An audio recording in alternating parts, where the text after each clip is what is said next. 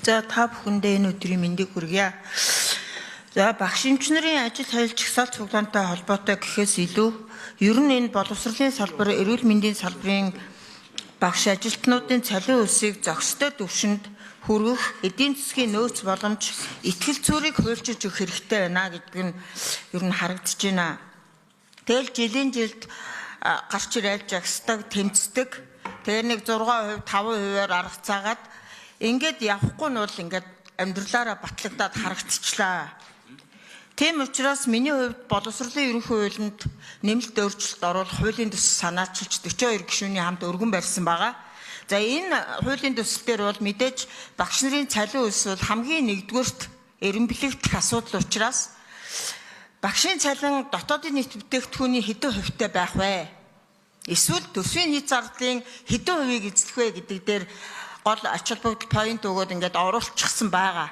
Тэгээ бидний одоо энэ өдөр тутамдаа ингээд ярьдаг нөгөө ажил муутын хурал их гэдэг шиг байнгын нэг ийм тулга тойрсон юм ярьдгаа одоо болмоор байна. Ер нь энэ багш эмчнэрийн нийгмийн асуудлыг бид нар хуульчилж өгөх хэрэгтэй байна.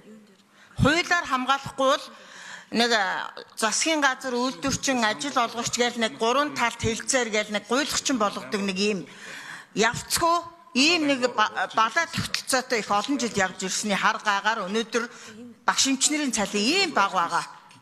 Жил бүр зохистой түвшинд нь нэмээд бодиттой нэмсэн бол өнөөдөр багшийн цалин 5 сая төгрөг тэнцгээр ийм байх ёстой.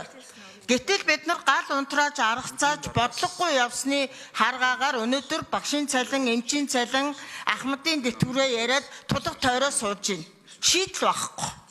Шийдэл яриг ингүүд бүгдээрээ зүгтаадаг. Дөрөв Эрдэнэт гишүүн хэлсэн шүү. Тэгээ боловсролын салбарын багш нарынхаа цалинг нэмэлгүй яах үгчээд гарын үсэг зурхлахаараа зүгтаадаг. Ингэж болохгүй гэд айгаад гүйдэг. Бид нар одоо үнэнтэйгээ нүүр тулж бодит асуудлаа л ярмаар байна. Энд зүгээр нэг худлаа зарим нэг хүмүүс нь ярьсан болж сонссон бол суумааргүй байна. Хуульчилж өгмөр байна. Эмч багш нарын цалинг. Миний хувьд бол энэ боловсролын ерөнхий хуулийн дээр багшийн цалин дотоодын нийт бүтээгдэхүүний 6% хүргье. Төсвийн зардлынхаа 20% хүргье гэж байгаа.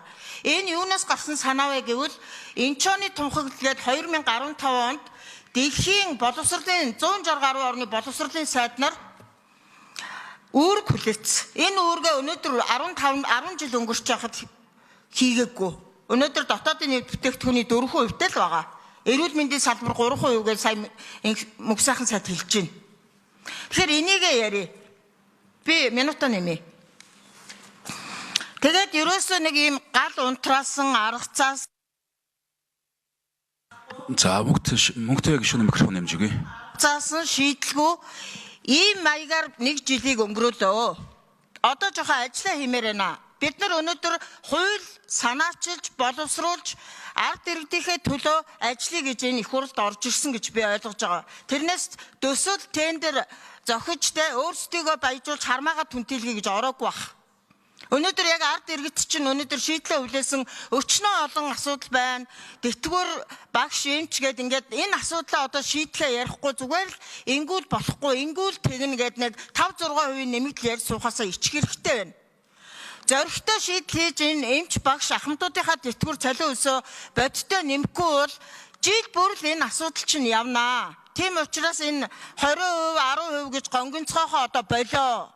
Яг тэр хилээд байгаа шаардаад байгаа цалин руу нь явъя, тэр дэвчиж болох зардлуудаа танаач ээ.